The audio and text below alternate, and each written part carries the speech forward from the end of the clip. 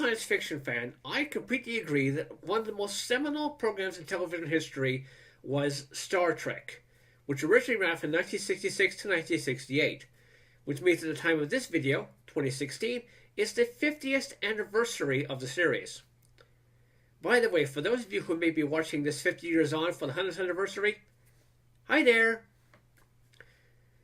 As a result of the success of the show in syndication and the later things like the animated series and the first few successful films, Paramount decided to bring the show back in 1989. And who better to helm the series than the man who had created it, Gene Roddenberry.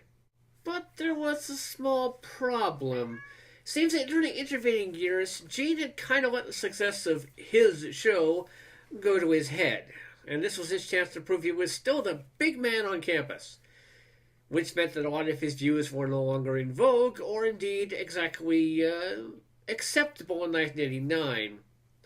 As a consequence, the first two seasons of the show are regarded as being spotty at best, with a lot of episodes that seem to have been written for Kirk's crew 20 years too late, or showing viewpoints that would have been out of date even in the 1960s.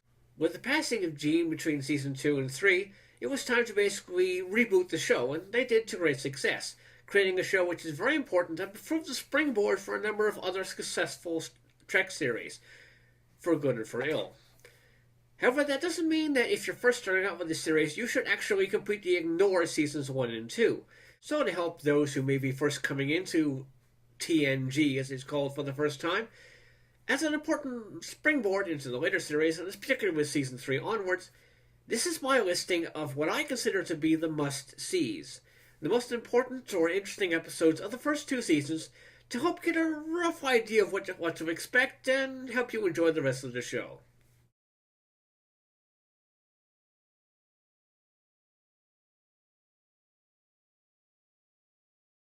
This is a two-part pilot episode, and boy is it a doozy. Now, whilst it may be incredibly clunky by today's standards, it's still important and on this list because it is, after all, the pilot. It establishes the characters and the setting and so forth. And thankfully, many aspects of the pilot were later toned down in terms of characterization so that we weren't inclined to beat our heads against the screen or smash our fists through them every single time that people spoke in later episodes. This basically introduces an alien race known as the Ferengi.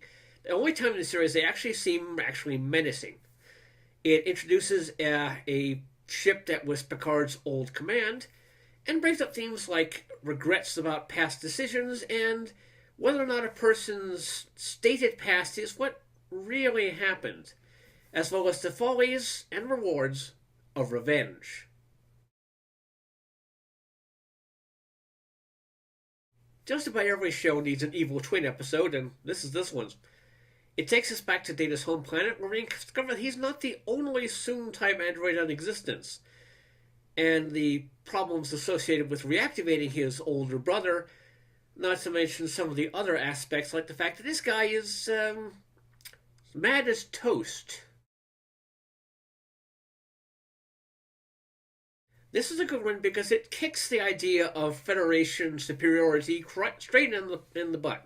A bunch of terraformers are doing this planet and discover that there actually is life on the planet, though not life as we would actually consider it, leading us to a lot of questions about whether or not it's right to change the planet for human populations, and as a result destroying an entire sentient race.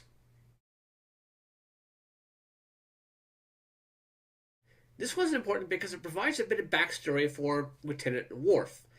It explains why he is in Starfleet as opposed to in the Klingon Empire.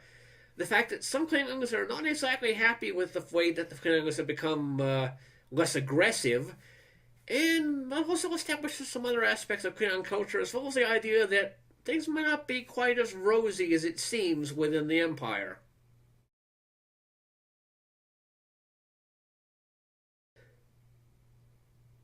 This one may, on the surface, seem to be a smug, smarmy, don't do drugs, kids kind of episode, but it also introduces some other aspects. The Prime Director refuses to let people directly interfere in the affairs of other cultures, but how much should you interfere and how much shouldn't you? Is it moral to help these people out, or to act in a way that will help themselves? Or simply walk away and let the whole thing devolve into chaos? You recall how in the original series a red shirt security officer would be killed to let people know that the situation is serious? Well, this is one time that a major character dies. Being the most intelligent and logical member of the crew, android and all, Data, of course, decides to play Sherlock Holmes, and as a consequence creates a foe that could actually defeat him. More than that, one which could threaten the entire Enterprise itself. But is the character as evil as he was created to be, or has he become something more? Data may be an android and have a fully earned rank, but there are still some individuals who are not exactly sure he really qualifies as human. And legal precedent is set, which makes us wonder if Data is actually more than he seems, or less. If he's deserving of full rights, or if he is nothing more than a toaster. And how someone's views of somebody don't necessarily affect how they really are.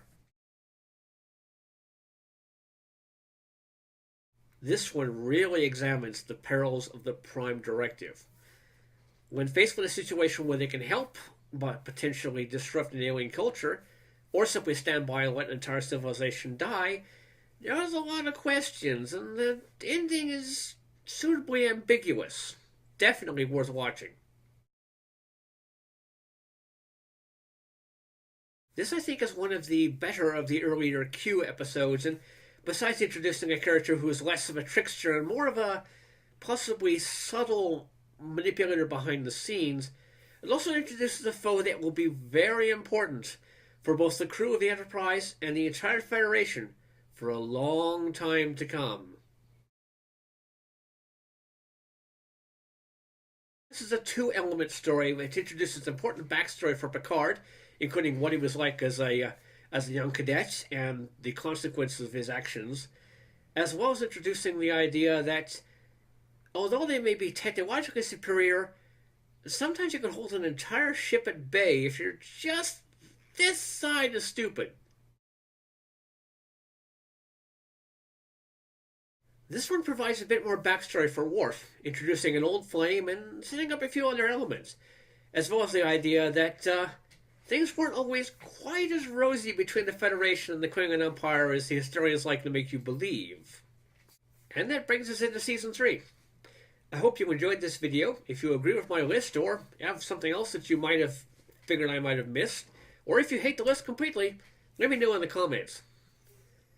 This is some Canadian guy, and that's my $2.